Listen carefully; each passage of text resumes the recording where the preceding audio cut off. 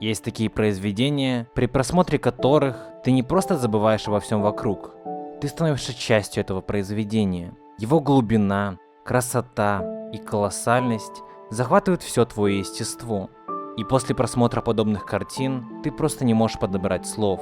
Каким бы эрудированным и образованным человеком ты ни был, ты не сможешь когда-либо описать всю многогранность и великолепие просмотренного. Ни в одном языке мира не существует слов, способных описать то, что Хаяо Миядзаки воплощает в своих мультфильмах. Любое движение воображаемой камеры, каждая смена кадра, любой звук, музыка, фон, персонаж имеют свою особую роль в любом произведении Миядзаки. Он создает миры, которые насыщены красками, пейзажами, реализмом и невероятной изящностью. Эти миры настолько привлекательны, что ты начинаешь верить в их существование, какими бы мистическими и невозможными они ни были.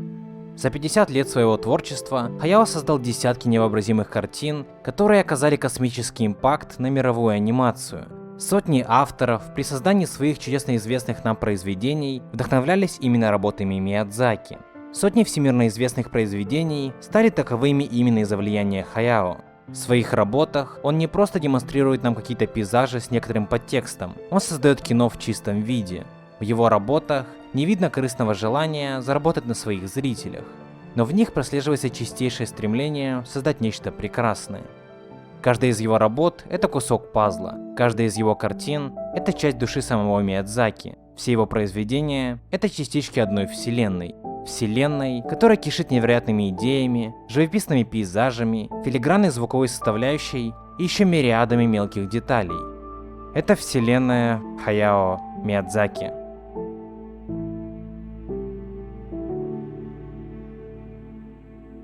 Одной из основных составляющих того, почему мультфильмы Миядзаки настолько великолепны и широко любимы, заключается именно в том, как Хаяо завлекает зрителя в свои миры. Каждая деталь его произведений – это не что иное, как штрих, который волшебным образом не позволяет зрителю усомниться в реальности городов, мест и пейзажей, которые он видит. И мы не видим мир, который создает Миядзаки, через перспективу какого-то персонажа. Мы видим мир через нашу собственную перспективу. В его картинах есть главные герои, но их переживания и мнения очень редко демонстрируются зрителю. Чаще всего мастер оставляет все в тишине. Таким образом, мы остаемся наедине с тем, что происходит. Например, в мультфильме «Унесенные призраками» нам не рассказывают, что Чихиро думает о мире духов. Нам просто демонстрируют факт ее пребывания там. В Тоторо мы не знаем, что Мэй думает о большом толстом духе леса, или о чем размышляет Кики в ведьминой службе доставки. Мы сами пытаемся понять миры, которые нам показывают.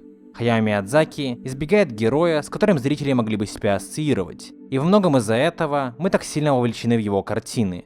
Главным героем его произведений всегда предстает именно мир, в котором происходит событие, а не какой-то конкретный персонаж.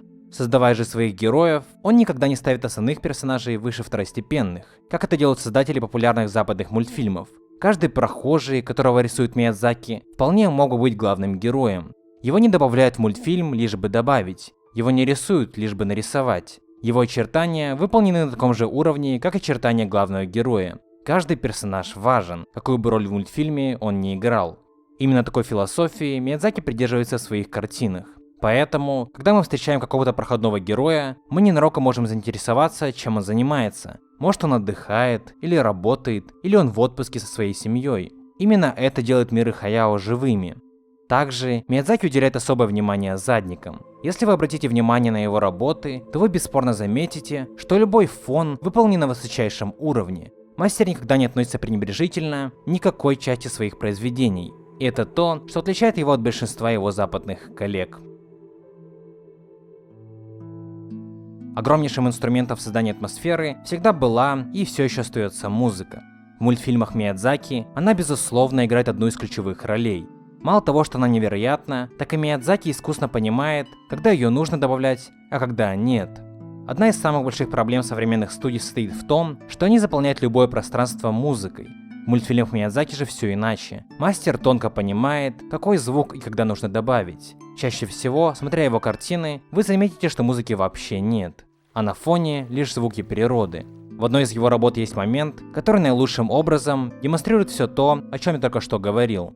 Происходит это в одной из его самых прорывных картин «Принцессе Мононоке». Это момент, когда главный герой мультфильма Аситака, после полученной раны от местных жителей, лежит в волшебном водоеме духа леса. Стоит сказать, что перед этим нам показывают очень шумную сцену с водопадом и духом кабаном из соседнего леса.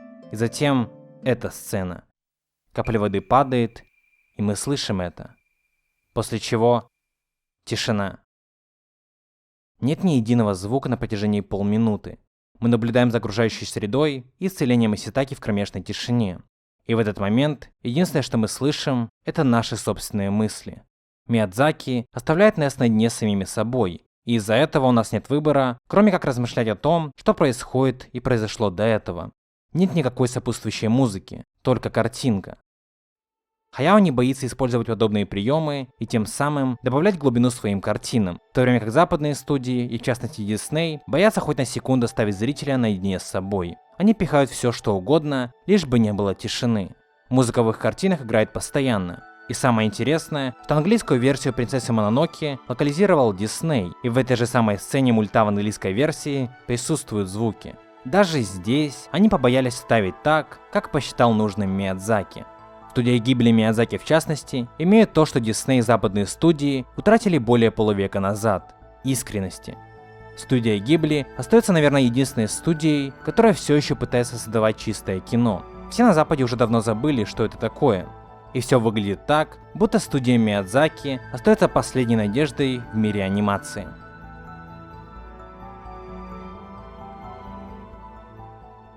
Ни одно из аниме Миядзаки не лишено смысла и глубины, а напротив, это именно то, чем его картины насыщены больше всего. После просмотра его работ всегда остается чувство, что ты что-то упустил или не понял. Во многом это происходит потому, что Миядзаки не брезгает добавлять различную азиатскую мифологию, а также сугубо японскую религиозную философию синтоизма в свои произведения. И нам, как западным зрителям, конечно, сложно зачастую уловить суть подобных деталей. Миядзаки, как выходец из Японии, имеет кардинально противоположный подход к уже привычным нам вещам. Его приемы дико отличаются от заезженных западных, и во многом это помогло мультфильму Миядзаки вырваться в массы. Философия же Миядзаки заставляет людей по всему миру размышлять над его идеями десятилетиями и десятилетиями.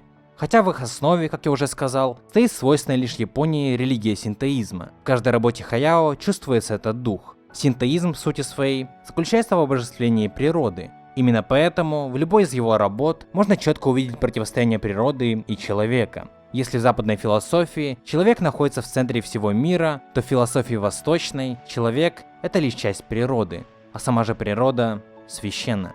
Лучше всего это демонстрирует уже упомянутая его работа «Принцесса Мононоке», где в центре внимания как раз конфликт между природой и человеком. И причем у каждой из сторон есть свои аргументы и мотивы, поэтому нельзя точно сказать, кто прав, а кто нет. Это дилемма, с которой сталкивается наша планета на протяжении многих тысяч лет. В его работе «Рыбка Пони на утесе» же можно увидеть, что природа также может быть суровой и разрушительной, что опять же говорит нам о неоднозначности этого противостояния.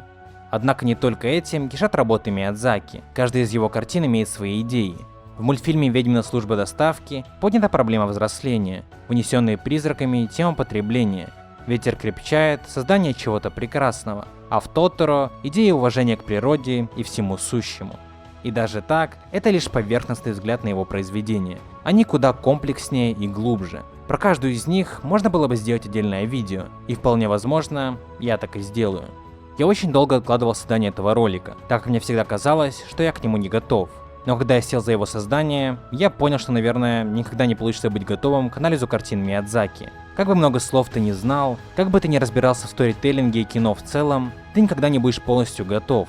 Ведь имея дело с Миядзаки, мы имеем дело с гением и искусным мастером своего дела, работы которого, вероятно, всегда будет чтиться людьми до скончания времен. Когда ты смотришь Миядзаки, ты смотришь не мультфильм, ты смотришь в самого себя, ты смотришь в искусство.